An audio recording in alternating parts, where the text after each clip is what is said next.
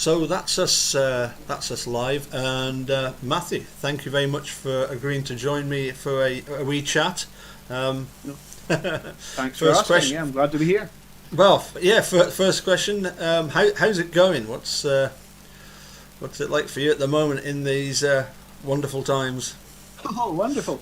Yeah. Yeah, like everybody else, you kind of have to get on with it. I basically, my wife has been working full time all the way through this thing, so I've been basically a full time dad Yep. with our 2.5-year-old, which has been keeping me busy, and a bit of teaching on the accordion, and the odd Facebook concert thing. But that's about it. Other than that, you know, there is hoping that the end is coming sooner rather than later. But Yeah. Yeah. that's about But it. but you're telling me that you've relocated within Edinburgh, but of course you're not originally from Edinburgh. Where are you from originally? Originally, I'm from a little village about 12 miles outside Inverness called Kiltarlity, and it's Yep. it's kind of equidistance between Inverness, and Drumnadrochit. And if you do, Drumnadrochit's right at the top of Loch Ness, where the monster is. Right. That's where I'm from. And what a beautiful place Kiltarlity is. And I've had the pleasure of going there a couple of times and meeting your mum and dad, who are absolute legends of the of the music scene. In fact, you were telling me that your dad Hamish now is in effect running the Dingwall Club, accordion Well, fiddle club. I'll never say he's running the accordion and fiddle Okay. club, because the committee might have something to say. Okay, But okay. no, he is the chairman of the accordion club, and my mum's the secretary. And they have the accordion club's got a very good committee. And the Dingwall Accordion Club was, I went through that when I was about from 10-year-old till 25 sort of thing. I was there quite a number of times, very very regularly, because it's a very good club, and they've always had a good approach to trying to get as many ages as in, from 80 to 8 and all that kind of stuff. Yeah. It's always been a good club to go to. I must admit, I think the two times that I've been up to see your mum and dad was obviously with our mutual friend Roddy Matthews, the fiddler from just across the border there, and the usual. We played it. I think it was Hootin' Annie's one night, and I've a funny feeling that one of the nights we played there, you'd been there the week before. Could have been. Yeah, and we also did one at is it called the Mallard at Dingwall Oh, the Station? Mallard and Dingwall. Yeah, Yeah. yeah, yeah. And That's, Dingwall is not. Although I would go to the accordion and fiddle club, but socially, yeah, most of my friends were in Inverness, because Right. I went to high school in Inverness, so Right. my kind of friends and social circle was there. So if I was going to the pub, I would go to Inverness. Yeah. Very rarely I would actually go to Dingwall, even though it's about the same distance from Kiltarlity again, yeah, Yeah. yeah. And I suppose what I wanted to ask you first of all about was, how did you first get involved in playing the accordion? When did you start? How did you start? Well, I started when I was 7, and Right. the headmaster in my primary school, a guy called Graham Bell, not Graham Bell, the other accordionist who's in the Right, dance yes. fancy. So another fella, and he played accordion, and he played guitar and a few other different things. Anyway, he started some traditional music classes at night for all children, basically under 18. And my uncle Alistair, who lived in Muirvord at the time, he had bought an accordion from the Dingwall sale room, or a fiver, I think it was. Anyway, he was keen on his children to learn, but anyway, they never took any interest. My mum and dad thought, well, why don't you have a shot? And I thought, okay. I was 7 at the time. I didn't know much about anything really. So it was group lessons. So I think there was 4 in the class, and then I obviously showed some sort of promise. And the actual teacher of the accordion, there was a guy called Jim Loudon, who was originally from Dundee and worked with Forbes. Right. Once upon a time, he worked with all the organs and stuff. Anyway, he took me on as a private pupil, a kind of one-to-one private pupil. So for a couple of years, I went to Jim Loudon, and then I went to Inverness to Jim Mackay, his grandfather Graham Mackay, who's button box player on the accordion on the scene, and then from Jim I went east to Forres, a guy called Alec Morrison, who now lives down in somewhere down in Kent, I think. Right. And then finally I went to Peter Farnham in Dice, just outside Aberdeen. Yeah. So by the time I went to Peter when I was about probably 15, 16 until I was about 19. Yep. And I learned different things from everybody. Jim Loudon originally, he said, I can take you as far as I can. Sure. Then I have to, and then Jim Mackay was quite good at teaching me stuff about dances and tunes played for dances. And then Alex and Peter, they were pretty hot on the technical aspects of playing. Yeah. Fingering and bellows control and all that sort of stuff. Which when you're in your teenage years you don't really think about, but now you think, they actually do make sense, And I'm trying to teach that same sort of idea to my pupils, and I can see the blank expressions on their face. But you will get it. You will get it. It's the idea. So that's basically how I started. Yep, and because I think I'm right in saying that you've got a couple of older brothers. I have an older brother and an older sister. I'm the youngest of three. Right. And although they've done some musical things in their life, my brother played the violin when he was younger, and he went through some of the grades from that. And my sister did a little bit of piano, if I can remember rightly. But although their children play, in fact, I'm teaching my nephew, my sister's lad, I'm teaching him the accordion. Excellent. And my brother's children, they've all taken up a bit of the music, one thing or another. But his son, his youngest, his son Bernard, is becoming pretty good on the piano. They live over in Germany, and he's coming on really well with the piano. So hopefully, he'll do something with that maybe. But he's what's Bernard, 14 at the minute, so he still time to decide what you want to do. Sure. I mean, I think the first time I met your mum would have been at a Coda concert at Bewley. Yes, it would have been. Of course, yes. Yeah. And she was very much involved in getting to do with the arts. Am I right? That's right. Your mum's very much into the arts. My mum used to work for the Highland Council, but it was a funded position to do for traditional music. So there was traditional music and dance. So she organised adult and children's classes for accordion and fiddle. There was singing, there was step dancing, there was clarsach, there was guitar. There was lots of different things, and it was going pretty well. But it was a funded position, and I can't remember when it was, but eventually the funding got cut, and her job was she kind of got made redundant. But the classes were still going well.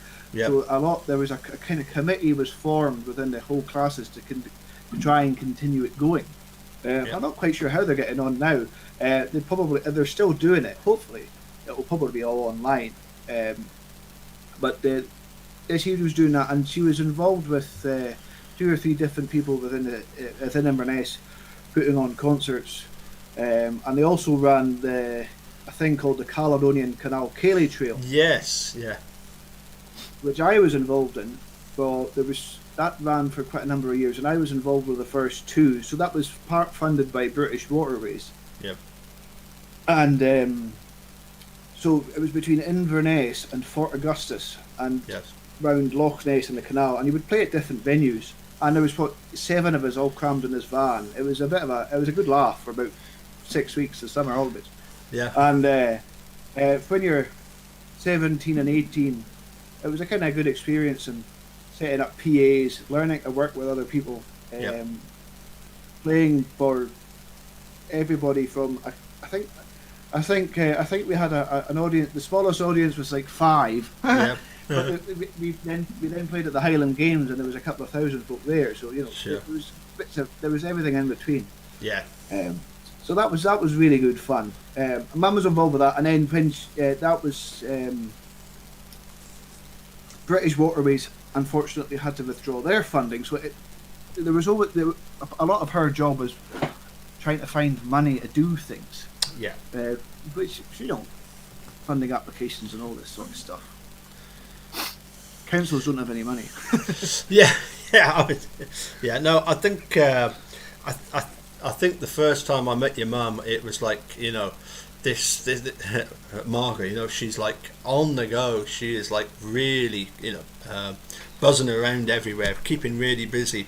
And then when I met your dad, who, if I very mention to say, is pretty laid back. So I suppose the question is, who does Matthew take after most? Well, I don't. That's a good question. That's a very good question, because probably my dad, I think. But it's just depending on what you're doing. You're organised for things that you're kind of interested and passionate in, and things you have to do, I suppose.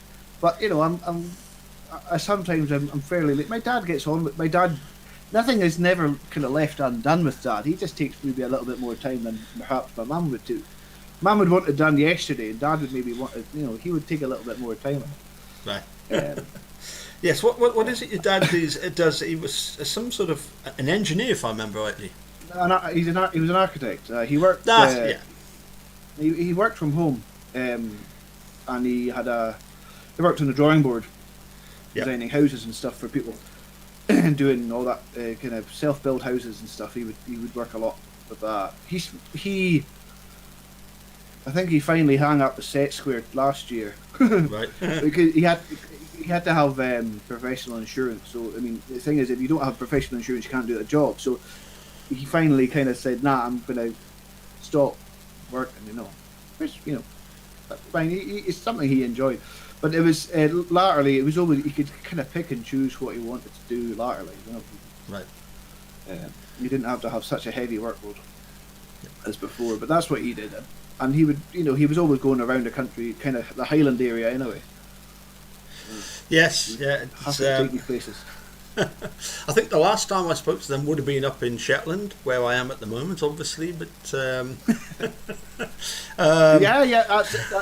they've been going up to Shetland since 2004. Wow! They haven't missed a Accordion and Fiddle festival. I've missed 2, and they've been at every one since 2004. Wow.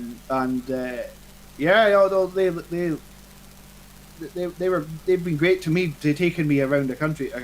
To different things, to competitions, to accordion and fiddle clubs, to Shetland, they quite like the vibe up in Shetland, which is they if you've never for your viewers, if you've never been to Shetland, they're quite a forward-looking sort of people that live there. Yeah. They're always looking at what can we do to make things a little bit better. Although they have a quite a relaxed attitude towards life. They do still look towards. They're always looking forward, which is a good thing. Although they never forget their past. But they're always keen to promote their music and their themselves. And they're great. They're very welcoming as well. So Mum and Dad like that sort of thing. They liked, and they're happy. They're happy when people are like them to get involved. Yes, I mean I've been 3 times and absolutely thoroughly enjoyed myself up there. It's been absolutely brilliant. I've actually got we're going to do a little clip of yourself playing, and I don't know if you probably don't get this coming up on the side of your screen, but on the side of my screen I've got the live chat, and we've got Liam Stewart with us. So anyway, hi Liam. So anyway, here we go. Hopefully this will work fine. The only problem is that I will have to set this video going, and then we'll have to come back. The video, the actual visual, doesn't work if you're doing the live stream on the StreamYard for some reason. So anyway, we'll set this playing, and obviously there's yourself on lead box, and there's Mr. Stewart on the piano, and I'm not too sure who that is behind you on the drums. That's Neil McGregor. Right. From Thursday. Right. I have seen, I haven't met him before. But anyway, let's have a bit of yourself playing. Whereabouts is this? This is in Shetland. Yes, just across from where I'm sat. just through the double doors. And yeah, it's a great place to go and play, isn't it? I mean, I've never played for the actual the dance at the Click 'em In Centre. Have you ever done that one? Mm-hmm. You have, yeah. Well, you play the clip. Let's talk about it afterwards. Sure.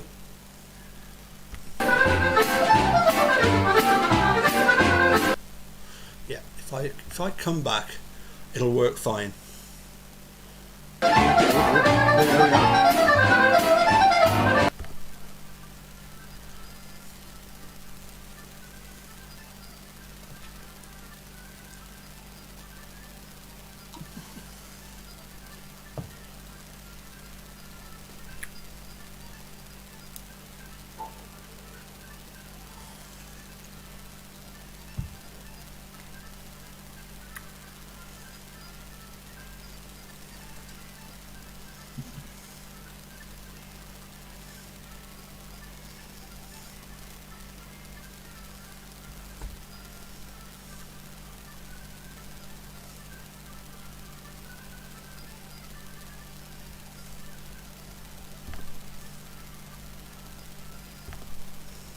Now people are saying that they can't hear it, so I'll just check and make sure it's not muted or it's not turned down. Make sure it's a bit louder. Let's start that again. Okay. Just in case it was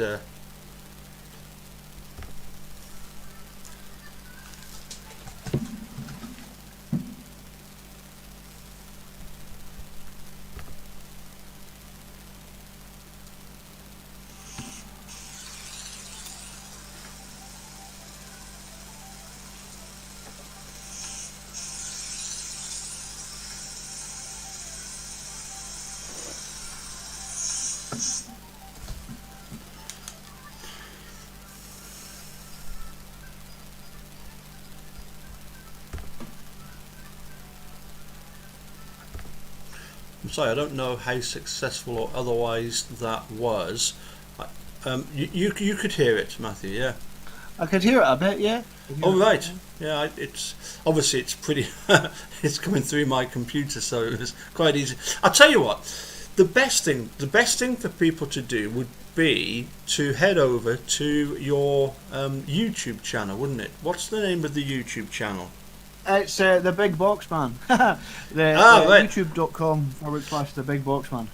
Well, let's have a look and see if we can show. There we go. There's Matthew Maclennon. So you've got another YouTube channel as well. Is that right? Oh wait a minute. Hold on a second. Because that's certainly. No.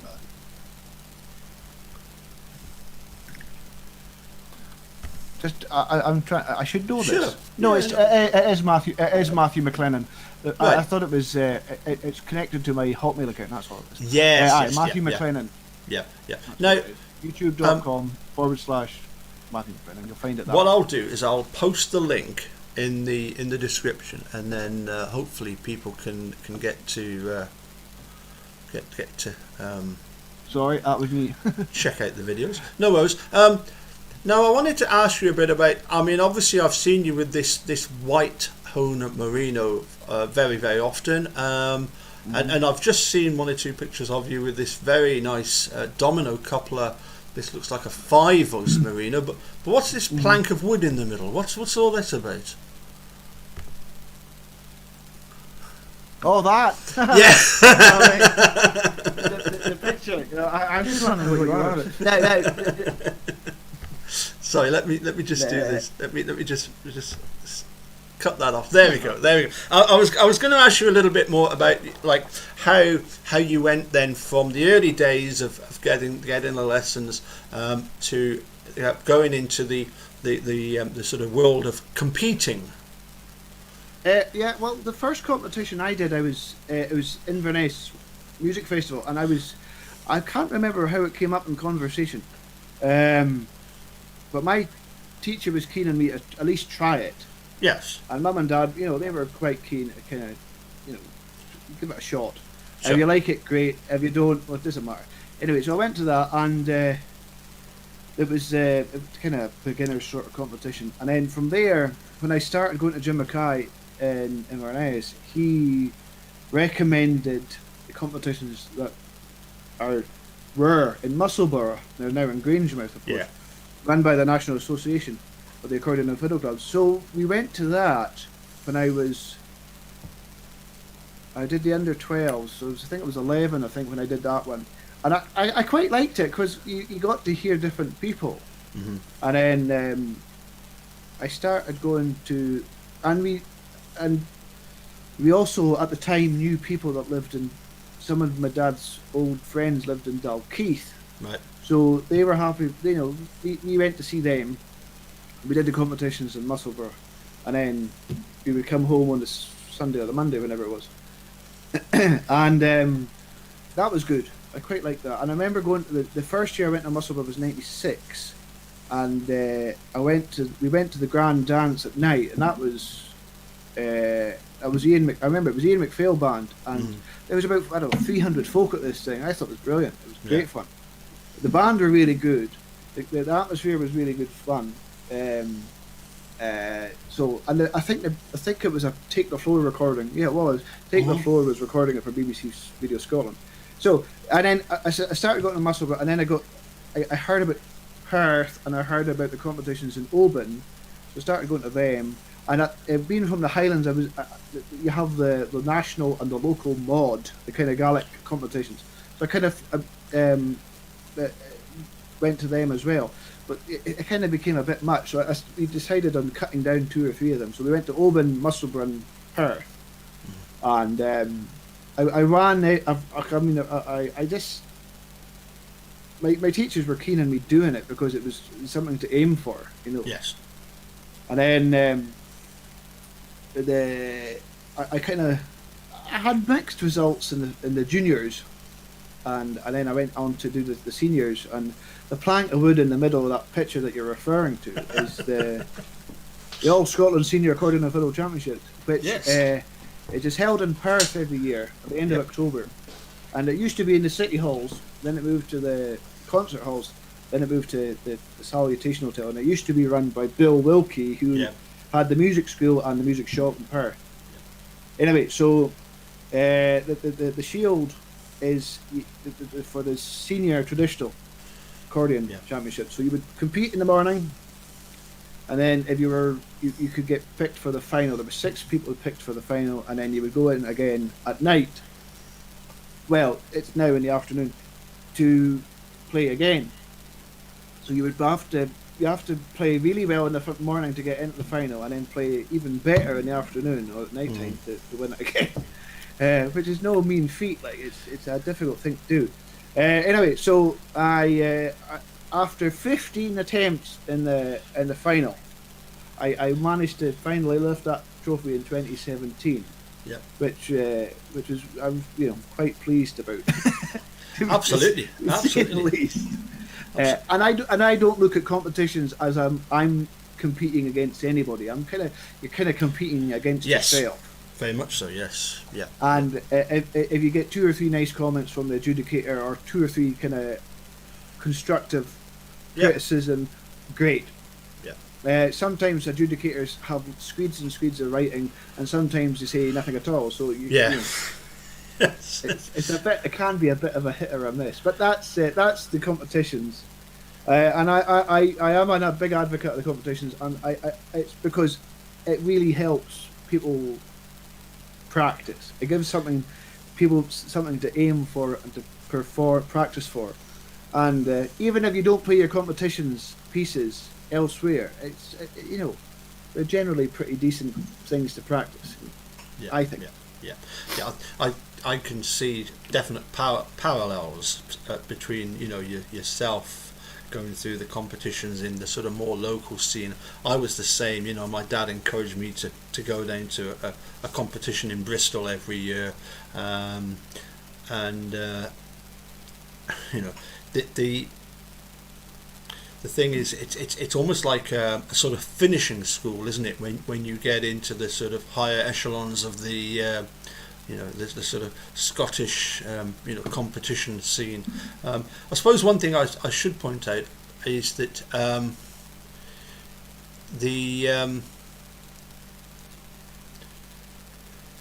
we played a clip, or I don't know if it came out very well, but we played a clip of the Shetland Accordion Festival, and of course it's a different thing to a competitive festival, isn't it? At Absolutely. Shetland it's just, but to a certain extent, there's a little bit of a sort of, I was going to say it's the same sort of camaraderie that you can enjoy at the competitions that you get both at competitions and that you go to the festivals. It's the same people that you meet, so it's quite good. Absolutely, absolutely. You do meet it's very similar people, same people at competitions and others, of course, and you're there to enjoy the music. And when you go to Shetland, you want to make a fairly decent job of what you're doing. So you've got, again, it's something else to practice for, and as I said, the Shetland's that relaxed. I always find when you go to Shetland, if you go the festival in October, you either arrive on the Wednesday or the Thursday, and you're there until the Monday. Now, if you want to get off Shetland, it's very difficult and very expensive. So you kind of might as well just enjoy yourself. You go up, you go up, you enjoy the music, you enjoy the crack at the bar, you enjoy the different people that you meet, and with Shetland's connections with Scandinavia, they've always try and bring a Scandinavian band from generally Norway, but there's two or three guys from Denmark and the Faroes have come over in the past, and they're great to listen to, and they're always pretty decent people to get along with as well. And you get to hear their style and the way they look at things, and they like to hear the stuff that we do. Yes. So we kind of learn a wee bit from one another. You might not think that at the time, but you come back and you think, oh well, that's good. I heard that. I like what they did. That I might use that idea or whatever. Yep. So I really enjoy going to Shetland. That clip you played that was from 2018, and you asked about the Grand Dance. Now, if anybody's never been to Shetland, there's 6 local dance bands and there's 6 visiting dance bands that come up. And on the Saturday night, they get together and they play at the Clickerman Sports Centre in Lerwick. And there's a couple of hundred folk that go to this, and each band has 2 or 3 dances that they're asked to play. It's quite regulated because you don't want 12 bands playing the same thing. No. So you get your list of dances and you get your number that you're on. So if you're on first, it can be quite good because then you can relax and enjoy the rest of the night. If you're on 12, you can still enjoy yourself, but you don't want to be standing at the bar too much, or you might not be able to play. Yes, exactly. And that year, 2018, I was asked to play as a guest in the concerts, and the band that was at the concert that was playing for the dance at each concert, Jim Cleland, Scottish dance band, he asked me to play piano with him because his piano player very unfortunately had to pull out at the very last minute. So I got a kind of a bit of a panic phone call saying, Can you help us out? Yes, of course. And Liam Stewart was also playing accordion in Jim's band as well. So I was originally going up as a duo, myself and my mate Neil, who's playing the drums, who also is an accordion player. And I said, Liam, why don't you join the kind of duo and make it a trio? And that was all good. So it was a good laugh. And we played at the Grand Dance on the Saturday. And we played. The fella that was playing drums with us, a guy Callum Wallace, who's from Perth. Sorry, he was playing the drums and he also sings. So one of the dances we got asked to play was a quick step. So Callum sang. Was it Fly Me? I think it was Fly Me to the Moon. You know, Yeah. so it was quite nice. It was a bit different than your than your standard Scottish dance band stuff. And Jim Maclennon, who spent years and years with Jim McLeod band at Dunblane, he can play all that stuff, and so can Liam. You know, they're great players, and they can do all that stuff standing on their heads. You know, I was just sitting in the background, kind of trying not to get in the way. Yeah, it's a good laugh. The dance there, except that the first time I went there, I actually went there with Eunice, and we took part in the dance, and I mean, we must have messed everybody else up doing the dancing, because we were absolutely useless at that dancing. You know, hadn't got a clue, and of course nobody warned us that what you do is you do the dance, and you don't just do it once. You know, you don't just do one Dashing White Sergeant. You then do it again, and then you do it again. Yeah. The first time I went to Shetland was in 2004, and it was for the Aphelia Festival, the Viking Festival. Yes. That happens in January. And within traditional dancing, and Ceilidh dancing especially, you have regional variations. Anyway, Yes. I was at this hall, and they shouted up an 8-some reel, and I said, I was 18 at the time, I know, I could do an 8-some reel, no problem. So I spied some attractive lady in the crowd who says, do you want to do this? Aye, do you know what to do? Yes, fine. Anyway, so there was 8 people in the set, 7 Shetlanders and me, and I know what I'm doing, says I. Yeah. Oh, no problem. Anyway, we started, but they did it their different way, and I was like, oh, nah, I'm completely lost. Yes. Completely scunnered. But they were all very nice about it. It didn't really matter. It's all a bit of a laugh. But I kind of what I'm doing. Oh no. Yeah. It's a good place. Yeah, they love their. Now I'm going to get this wrong. It's not the military two-step. They love the Boston two-step. Boston isn't it? two-step. Boston two-step. The boss. I don't know why. It's just it's an easy dance, I suppose. So and it's easy to do after 2 or 3 beers, right enough. But it's just I don't know. It just seems to be their national dance. Yeah. And the with the two-step you can play. They have 2 steps that are written for 2 steps, and you have some great ones from up there. Like Ali Flaws is a particular favourite one of mine by Jim Halco. But they also use a lot of the military marches as well. Oh yes. Yeah. Like you can use Washington Post by Liberty Bell, the Philip Sousa stuff. Yes. That fits in with it very well, and it's also a bit different. You know that. Yeah. A bit different from the traditional Scottish stuff as well. Okay. So going back to the sort of competitive festival. So you first entered a competitive festival aged what? 9. 9. And then when did you first start competing at Perth? Did you go through the junior sections first, and then onto the seniors? Yeah, at Perth, the first time I went, I was 12, and Right. that was 11. Sorry. Sure. And it was an under 16s I entered in, and then I competed every year until 2017 within the solo competitions. I was involved with the bands on occasion as well, and then when I finally won it in 2017, I took 2018 off. Yeah. Because I thought, well, why not? 20 years is quite good, and then 2019 I went back to. I think I went as a punter in 2019, and then this year, 2020, last year, with the virtual one, I put an entry in for the pipe music competition, just for a laugh, just for something to do, and I know the virtual festival was completely different, but it was. I still think it was a good thing. Some great music on it, Yeah, certainly. I was I had hoped that there would be a bigger turnout of entrants, because it certainly for likes of myself going up to Perth. If you've got a gig at night, it was always a problem. You'd always end up thinking, if I've got to be, this other side of the Carter Bar by 7 o'clock or 6 o'clock, maybe, it's not gonna be feasible for me to go up and compete. But the having to put a video, do a video and send that in.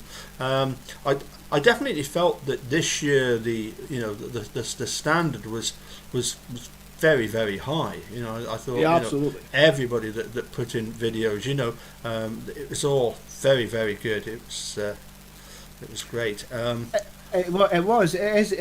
standard was very high, and all the competitions that I heard, especially the traditional one at Perth. That is the one that that's the one that everybody watches and listens to. That's the one that people really take away from it.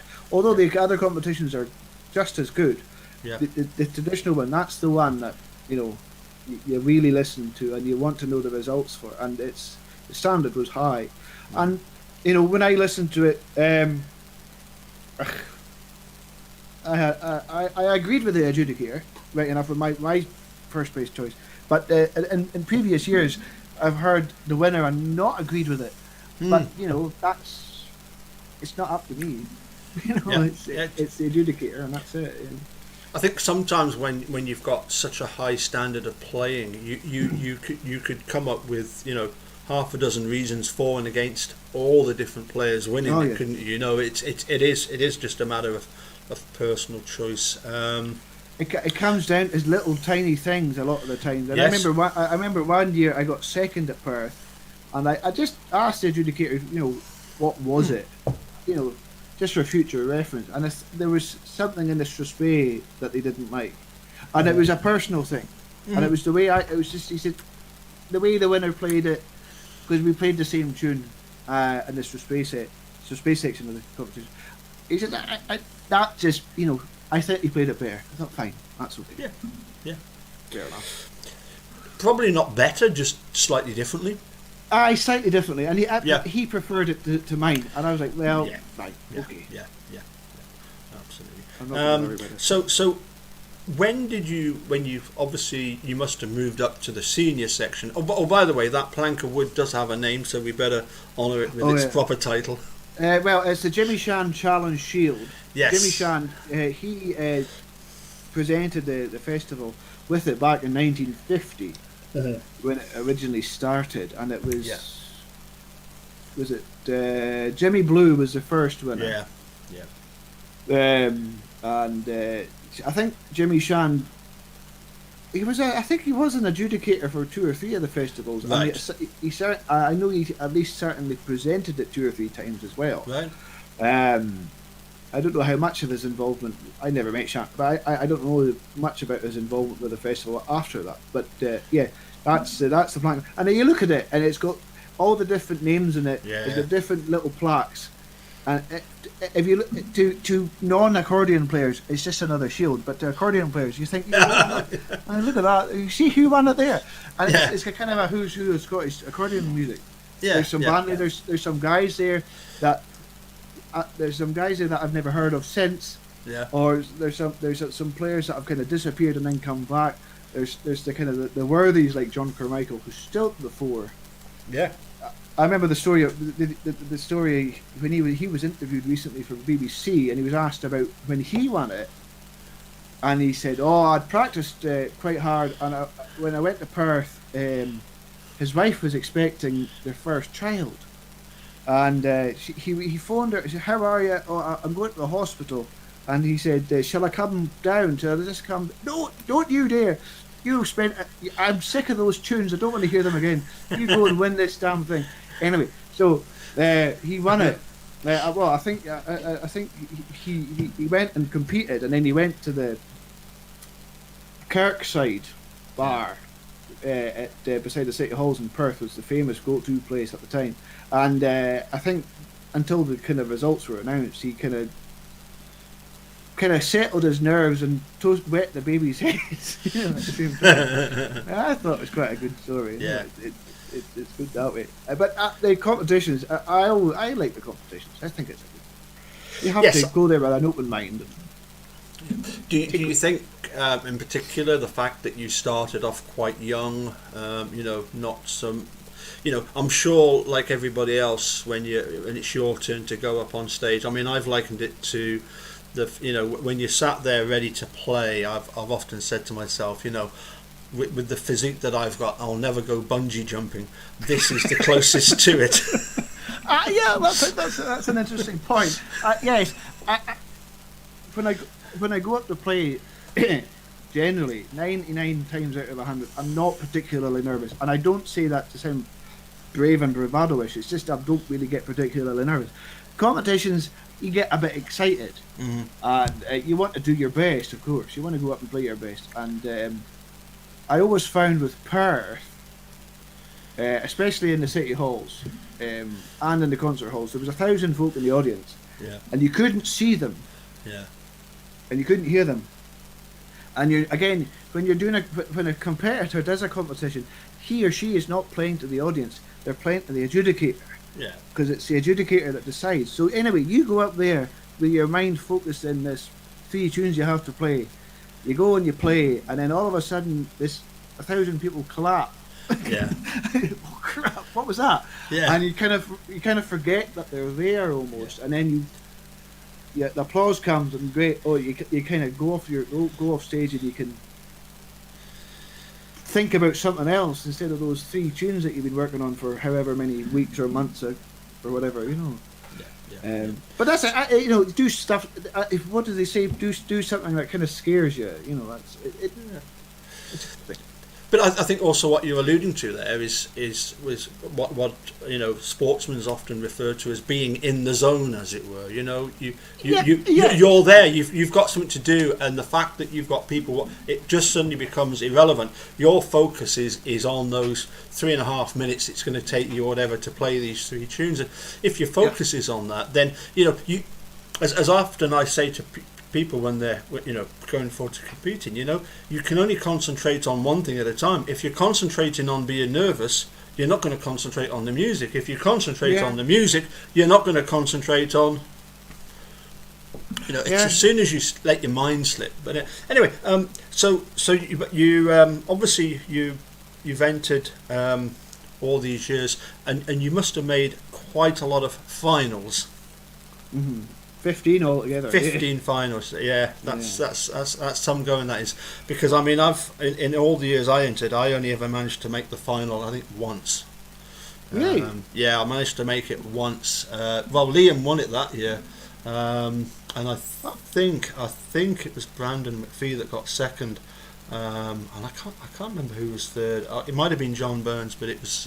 I did get through to the final one year. I thought you'd been in more than once. That's a surprise. I would have thought you'd have been more than once. For me, you see that, and this is something I wanted to get onto. For me, it was with my background, it was more the sort of continental stuff. And I was going to ask from a point of view of doing the competitions, it's really good for, as you say, for focus. It's almost like a finishing school for your playing. What are your thoughts on sort of focusing not just on the Scottish traditional music, but also branching into the other genres of music? The other genres, I do branch into that, and I have been doing that a bit more over the last year or so, especially with lockdown, because I've had more time to kind of concentrate on other music. My first 2 teachers, I never got any continental music from them. They just never. It was never offered. It wasn't until I started going to Forest when I got a little bit, and by the time I went to Peter Farnan, he taught me some bits and pieces, but he could see at the time, although I didn't mind playing it, I wasn't all that enamoured. And then over the last number of years, I've started playing it a bit more because it's different. You have to think differently with it. Oh yeah.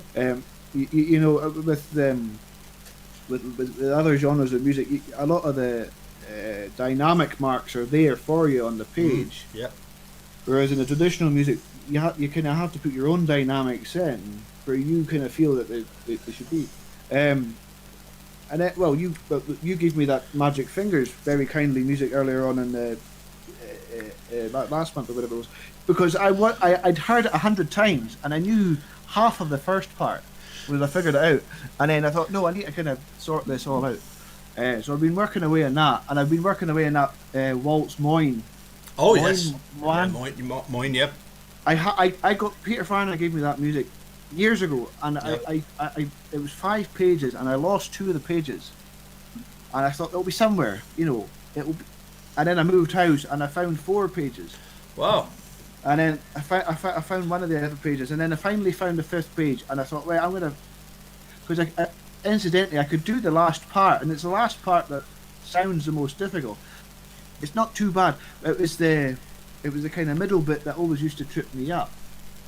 So I managed to. I've been working on that just because it's something different, and it's difficult. The technical thing is difficult. It's different. So yeah. It's good things to play. I like playing the continental music. But I mean, it's not something I do.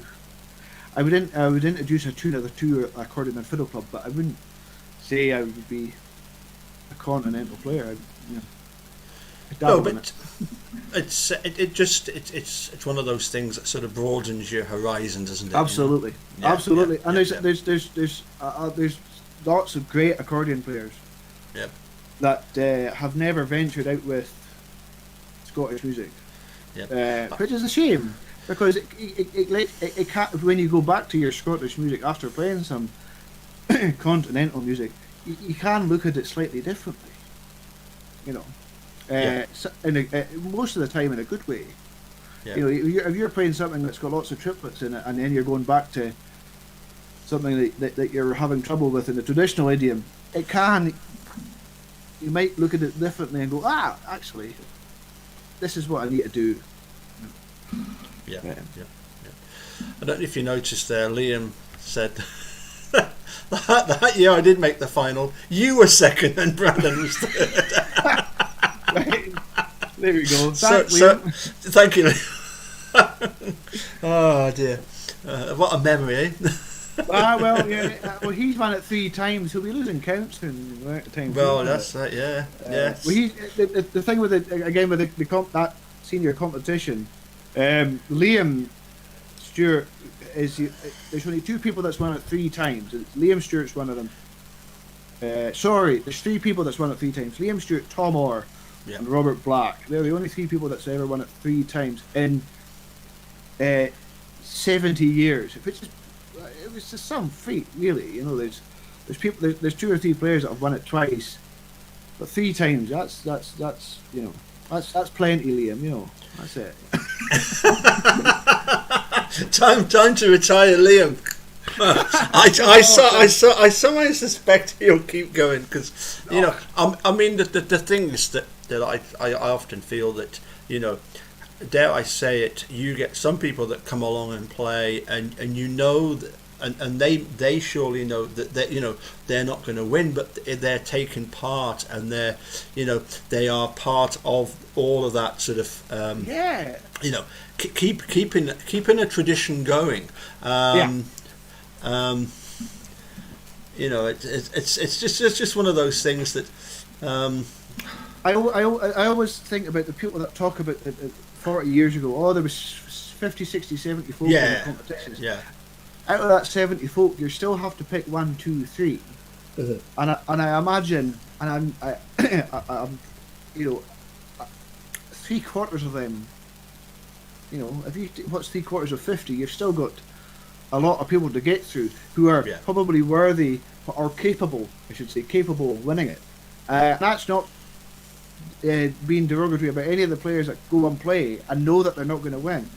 Because there's times I've gone in, when I used to do the competitions very early, there was times I'd gone in and I knew I wasn't going to win. But again, as I said, you might get a bit useful criticism from the adjudicator, and it's a bit of experience in playing on a stage, if nothing else. Plus, you get to hear the other people play. So if you don't, out of 15, if you don't get first, you might pick up something. And there's tunes I've heard at competitions within the March to Spain reel, as well as the bands, which I've gone, I like that tune. I want to learn that, or where can I find that music? And again, with the social aspect of the competition scenes, you get it's easy to ask people, could you give us a copy of that tune? Yeah. I'd quite like it, and I don't think anybody's ever said no. No, it's a good thing that way. Yeah, it certainly is. Yeah, I was going to say, one of the things that you sometimes wonder is, and I'm sure the people following the competition scenes, the question is, was it the player that won the competition, or was it the tune? Yeah, that is an argument in itself, a discussion in itself, I should say. Well, with a traditional section, with the pipe section, what was it? The pipe section, you could perhaps say yes in a way, because you can there's more tunes in the pipe idiom that you can play that's in the traditional idiom, because the traditional idiom, being very technically challenging, you want to be able to show off your technical ability, and if the tune sounds good at the same time, great. If it just sounds like a rattle of notes, that really doesn't matter. But if you're playing a March to Spain reel in the pipe idiom, you can have fairly technically challenging tunes that sound really good. So sometimes it could be the tune in the pipe section. But then again, you have, in the traditional section, I always think you have to have a difficult tune to play to kind of cut above. If you can play the tricky tunes and cut above everybody else, and if that gets you your first place, then fine, whatever. Yeah, I mean, at a lot of these competitions, it used to be the case that, and certainly I remember Perth competitions. There used to be sort of own choice sections where you could choose the tune that you wanted to play, but there were also graded competitions where everybody would go in and play the same tune, and so sometimes you wonder, maybe that would be a good way of sort of adjudicating the All Scottish. If you came up one year with, this is the March Strathspey reel that you've got to play, you go away, learn these three tunes, and whoever's the adjudicator thinks the best on the day, so be it. There certainly is an argument for that. That's definitely for sure. You will, I think, I don't know, you might put off some people who are getting prescribed the tunes. There is certainly scope for prescribed sections in other parts of the competition. Or you could have an open one and a prescribed set. Perhaps you could have one kind of two running parallel to one another. I know certainly in the continental and the classical sections, there were certainly prescribed pieces to play. Yeah. And I remember looking at the syllabus for Scarborough once, and noticing that I'd never been to British Championships, but I'd noticed that there was certainly prescribed pieces to play in some of them. I've heard a lot of stories about the British Championships. I'm not sure if I want to go or not, to be honest. But I once went to a competition that was organised by Malcolm G of what was he, the Accordion World magazine. And this was his first competition that he organised somewhere in Birmingham. And he used to organise the accordion weekends down at Caister, which is near Great Yarmouth, Yeah, I remember going along one year, and I think both my sisters were competing as well in their various sections of the test piece section. And I remember I had to play this tune called Rondo alla Zingarese, which was a grade 5 test piece. And I mean, I really did hate that tune, and I still hate it. You know, a god awful piece of tune. You know, but I actually ended up winning the section just because I disliked it least out of the other 10 that were playing the tune, because everybody that went on and played it, you know, it was like you could tell they didn't like it, and I certainly didn't like it. But at least I managed to get from the beginning to the end. But I tell you what, funny thing, what was really good about it was that for the prize, you didn't get a medal or a trophy. You got a Waterman pen set, which was really cool. I thought, you know, that was that's quite a useful prize. It was, yeah. A trophy's lovely, but you can't do anything with a trophy. No. At least with nice pens, you can write out manuscript or whatever. Exactly. I have heard of the Caister weekends. I remember hearing a good story. It was Joe and David Halcrow from Shetland, Drewy Howick, another guy called John Hunter, who went down to hear Art Van Dam. Yeah. I think Bobby Crow was with them, who went down to Caister. There was Art Van Dam, there was the other accordionist, Jack Emblow. And there was another Italian guy, world-class player. And I thought to myself, after I heard these stories, I thought that would have been magic to go down and to listen to. And with the people that were there, who both appreciated the music and were good company in general, it would have been a great trip. And do they still do the things in Caister? I don't know. No. Have they stopped that? It was Accordion World magazine. Sorry, that was it. Malcolm G that organised it. Accordion World magazine. But yeah, it's that's going back. Oh wow! I remember going along with my dad to one around about 1990. Listen, we've been chatting now for nearly an hour, and I've still got some questions that loads of stuff that we could have gone through. So I'm gonna say, why don't we get together again? Sure, yeah. Some point in the future, and have another sort of follow up chat. But it's just great. I mean, it's just a shame that we're not here in Shetland and we're not, have had a few beers in the bar. That's it. The one thing I always my first impressions of Matthew was there's a guy who likes a good joke. He likes a good laugh. That's it. Within the band scene, there's always nonsense going on. There's always pranks and jokes, and people always take the mickey out of one another. Generally in a playful way, and it's always a bit of a laugh. I remember once I was playing somewhere and they hid my shoes. I was at the dressing room. I had my shoes and I had to go, and I couldn't find my shoes, so I had to go and speak to the manager of the venue about something. So I was wandering around with my black trousers and my white shirt and my trainers on. Yeah. So the rest of the band were having a good old laugh at me, Yeah, and they'd hidden them. Yes, but I found that, but by the time I got back to the dressing room, they were magically reappeared again. I don't know what your problem was. Well, thanks very much. Yeah. I always remember I'm not going to name names, but a guy that used to play with us a lot regularly, and during his student days he was a little bit scatterbrained, and we turned up to one gig and he said, before anybody mentions anything, yes, I am aware of the fact that I've got two different shoes on, and I don't know how that happened, but one was tie-up laces and one was slip-on. but that person shall remain anonymous. That's all right. Were they the same colour? They were. Oh yes, they were both black. Well, you can hide that a wee bit. That's not, and incidentally, talking about shoes, not that 2019-20. Hogmanay, I was playing in Netty Bridge. I was playing with Nicky McMeekin, and I took my stuff up with me, and I got changed in the kind of back room. And I went to get my shoes out of my bag, and I've got two pairs of black smart shoes that I use for gigging, and I took two left shoes, didn't I?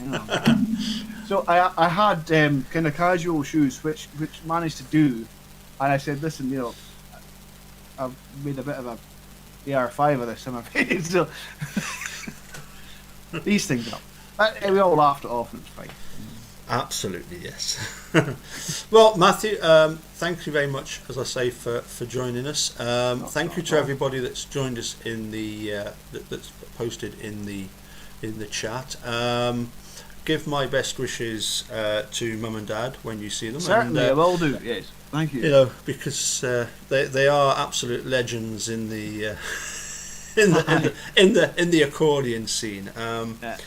And as I say, hopefully we'll have the opportunity to have another wee blether and discuss some more things next time. Certainly, happy to do that. Thank you, Matthew. We'll Thanks, see you Paul. again soon. Cheers. See you soon. Cheers. Bye for now. Bye bye.